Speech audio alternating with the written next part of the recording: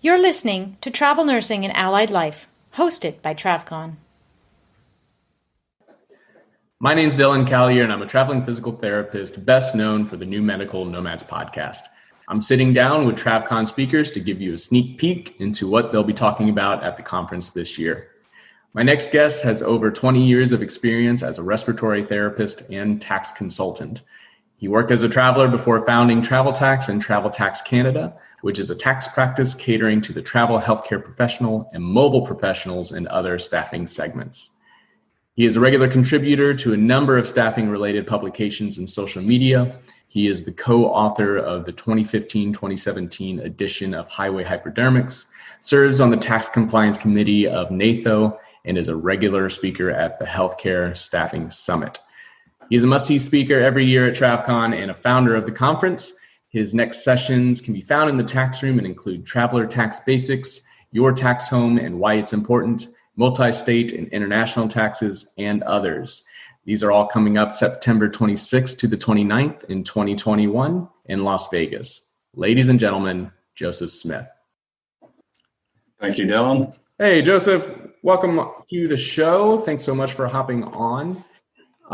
For the listeners, if you have been to TravCon before, I'm sure you recognize Joseph because he has a whole room dedicated to him every year for taxes, which is kind of a foundational block for us as medical travelers, for those that want to take advantage of those benefits. And for those new to TravCon that are going to be coming this year for the first time, taxes are a big deal. Often many don't really recognize that when they're first getting into it, but Joseph has been the kind of stable and corner mark of travel taxes for us travelers for years now, and he has multiple sessions on them every year, and I highly recommend going. He is one of those speakers I always see when I go in because there's always just new updates, new things changing. But Joseph, you've been involved with TravCon since the beginning, but how has taxes and things changed over the years since you initially got involved? Oh man, we're talking about a 14-year history almost. I would actually say it was back in 2018, just over 2 years ago with tax reform. Prior to that, most travelers were all talking about what I can deduct. Now it's more, how do I keep the states off my trail, and how do I keep compliant? That was probably the biggest change that affected travelers with tax reform, and it came as a bit of a surprise as well. And going forward, we don't know what the election is going to bring us, but if you start looking back into history, they all want to make their mark. And about January, when they convene, they do these retroactive tax bills.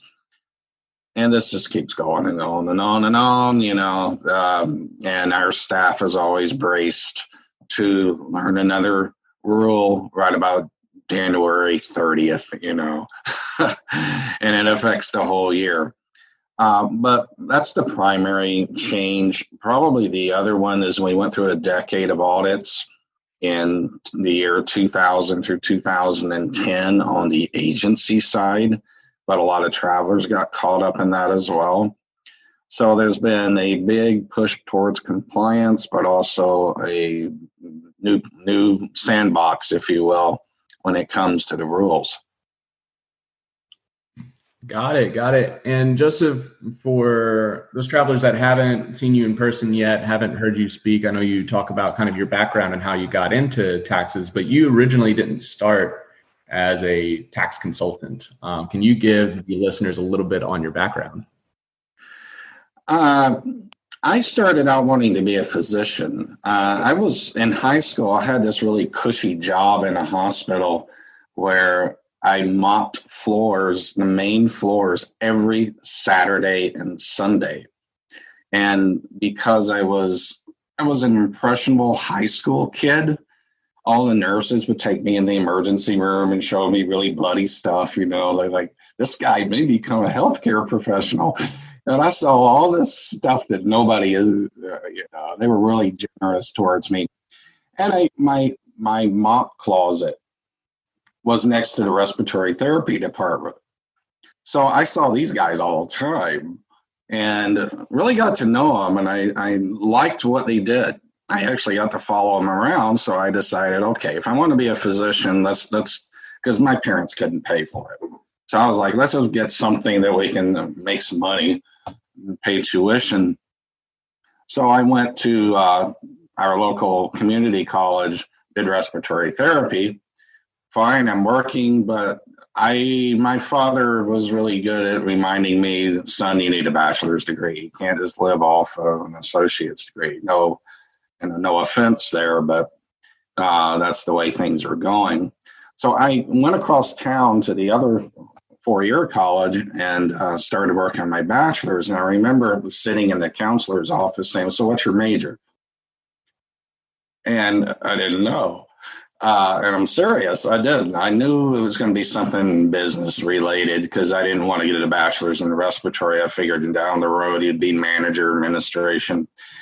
And I looked at what there was on the list, business administration. I don't want to sell toothpaste. Come on. So I already had my own home. I rented 2 bedrooms out. I was working across state lines, had this massive tax return already at age 20. And I'm like, okay, let's do accounting. It's numbers. And I remember the look in their eyes. Let's just do accounting. Yeah, it's numbers.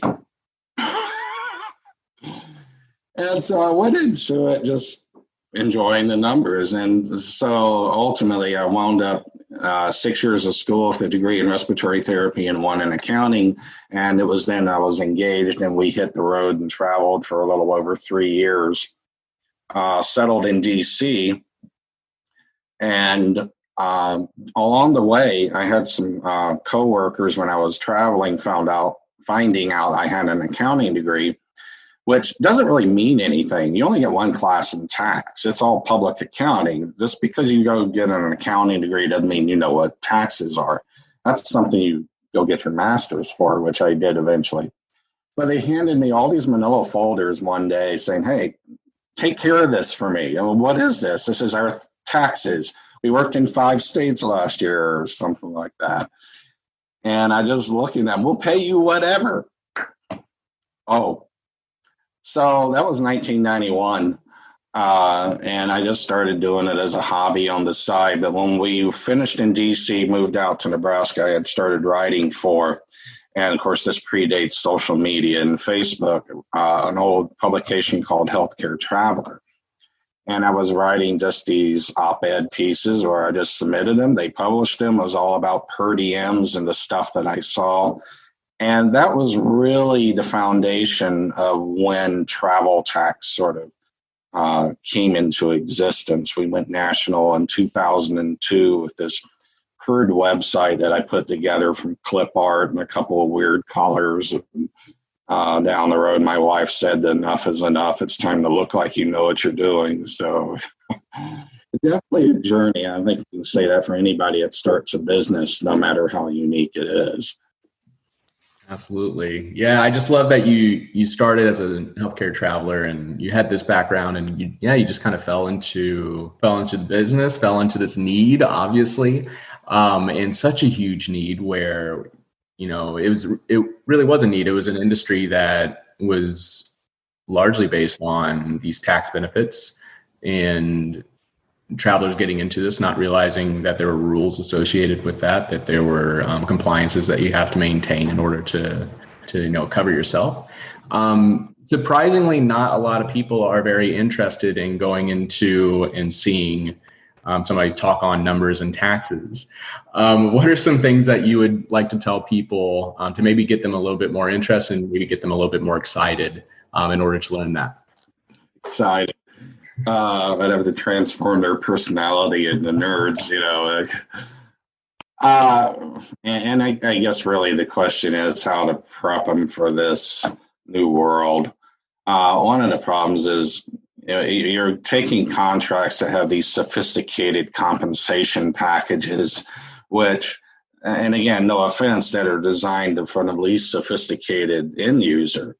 I mean, I get it. When you go through health, you're training to be a nurse, physician, or anything, you got your mindset on learning how to advance patient care. The last thing you're going to think about is how does this play into some complex 8-page document that wants to know my income and what I've deducted.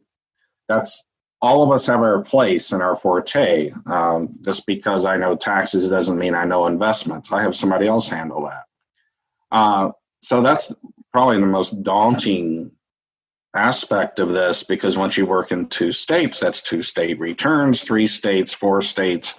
And then you have this yucky thing called a tax home that keeps rearing its head all the time. What's a tax home? Well, if you were to ask the man on the street or woman on the street, they'll say, well, that's where I live.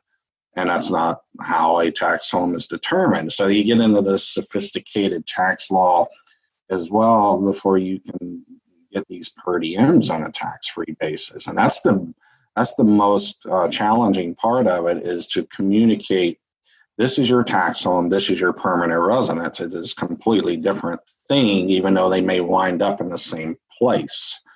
And that's why with our firm, having come from that environment, we've always tried to be on an educational level. I want my client to understand, not just accept the numbers, Absolutely. Got it. And I think it is a cornerstone. I think it is something that's very important for travelers to know.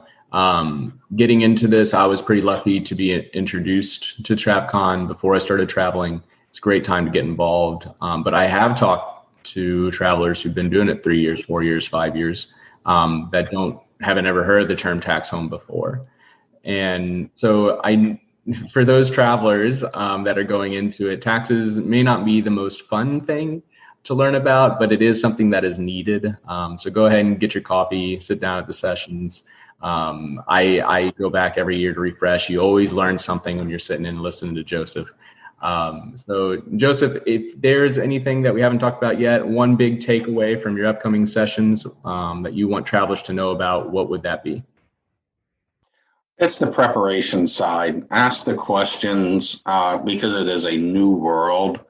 I remember when I did my first assignment, my car broke down twice on the way.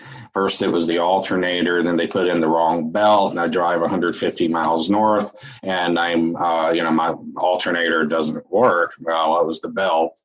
And you're like, I want to do this for the next couple of years. And the same thing comes with the tax filing. I want to file this the next couple of years. It's a new world. And a lot of our listeners, they've lived in the same place for a long time. And that's the beauty of it. That's the challenge of it. Travel to see things, not just get caught up in the money part of it.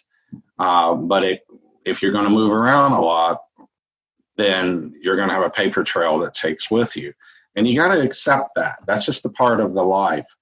From a tax perspective, and whether it's me or whoever, talk about what you're going to do and get a feel for it so that you're not caught scared when it comes March and you have all these W-2s of 7 states on it. But I think that's a great way to end off. Going back to this lifestyle, being a medical traveler gives you a lot of freedom, a lot of choices in where you want to take your life. But at the same time, there's a lot of challenges involved with that. And so taking both of those in order to make the most out of your career, most out of your professional life and your lifestyle and what you want it to look like. But thank you so much, Joseph, for joining on.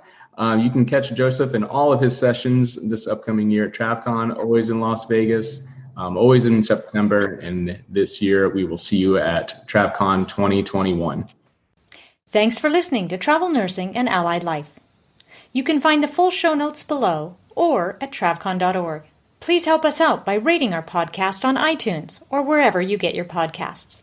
Leave us a comment below or email us at podcast@travcon.org.